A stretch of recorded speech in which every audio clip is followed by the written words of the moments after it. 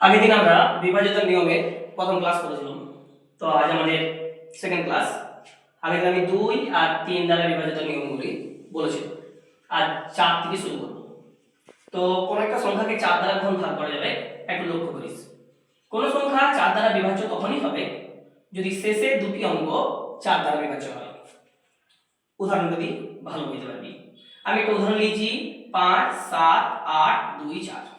শেষের অঙ্ক দুটো কি কি আছে? 2 4 মানে 24। 24 কে 4 দ্বারা ভাগ করা যায়? যায়। 4 6 24, তাহলে 24 কে 4 দিয়ে ভাগ করা যায়। তাহলে এই পুরো সংখ্যা যেটা আছে সেটাকে 4 দিয়ে ভাগ করা যাবে। আরেকটা উদাহরণ দিচ্ছি 8 8 7 2। এখানে লাস্ট দুটো অঙ্ক কে কে আছে? 7 আর 2, তাহলে 72। 72 কে 4 দিয়ে ভাগ করা যায়? যায়। 4 1 কে 4, 3 2 4 8 কে 32 যায়। তাহলে লাস্টের দুটো সংখ্যাকে যদি 4 দিয়ে ভাগ করা যায় তো পুরো সংখ্যাটাকেও আমার 4 দিয়ে ভাগ করা যাবে। এই গেল 4 এর নিয়ম। এবার 5 দ্বারা ভাগ করার নিয়মটা দেখলাম। এটা খুবই সহজ।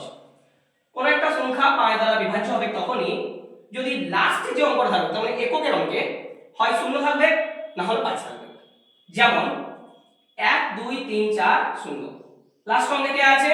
0 আছে। তাহলে অবশ্যই এই যে সংখ্যাটা সেটা আমার 5 দ্বারা বিভাজ্য।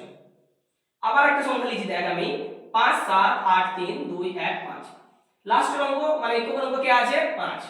তাহলে এই অঙ্কটাও সংখ্যাটাও 5 দিয়ে বিভাজ্য। এবার আমি আসছি 6 দ্বারা বিভাজ্য।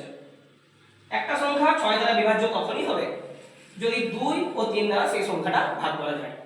আগের দিন আমি 2 দ্বারা বিভাজ্য দেখেছি, 3 দ্বারা বিভাজ্য কেমন করে হয় দেখেছি। 2 দ্বারা ভাগ করতে গেলে এককের অঙ্কটা 2 দ্বারা ভাগ করা যেতে হবে, আর 3 দ্বারা ভাগ করতে গেলে এই যে অঙ্কগুলো আছে তাদের যোগফল 3 দ্বারা ভাগ করতে যেতে হবে। যোগফল কত আসছে?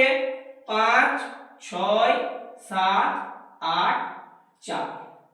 5 6 11, 11 সাথে 18, 18 8 26, 26 4 30। 30 কে তো 3 দিয়ে ভাগ করা যায়, তাহলে এই সংখ্যাটা 3 দিয়ে তো ভাগ করা যাচ্ছে। আবার 2 দ্বারা ভাগ করার নিয়ম বলেছিল, লাস্টের অঙ্কটা 2 দিয়ে ভাগ করা যাবে। 4 কে তো 2 দিয়ে ভাগ করা যায়, তাহলে এই সংখ্যাটা 2 দিয়েও গেল, আবার 3 দিয়েও গেল। তাহলে পুরো সংখ্যাটা 6 দিয়ে ভাগ করা যাবে। আরেকটা एग्जांपल লিখি, দেখ 2 5 3 2। 2 দ্বারা ভাগ করার নিয়মটা বলেছিলাম, লাস্টের অঙ্কটাকে 2 দিয়ে ভাগ করা যাবে। তো 2 দিয়ে ভাগ করা যাচ্ছে, তো 1 কে 2, আর যোগফলটা কত হচ্ছে? 2 যুক্ত 5 যুক্ত 3 যুক্ত 2। 2 আর 5 এ 7, 7 আর 3 এ 10, 10 আর 2 12। 12 কে তো 3 দিয়ে ভাগ করা যায়, তাহলে এই অঙ্কটাও হলো কি 2 দিয়েও ভাগ করা গেল, আবার 3 দিয়েও ভাগ করা গেল।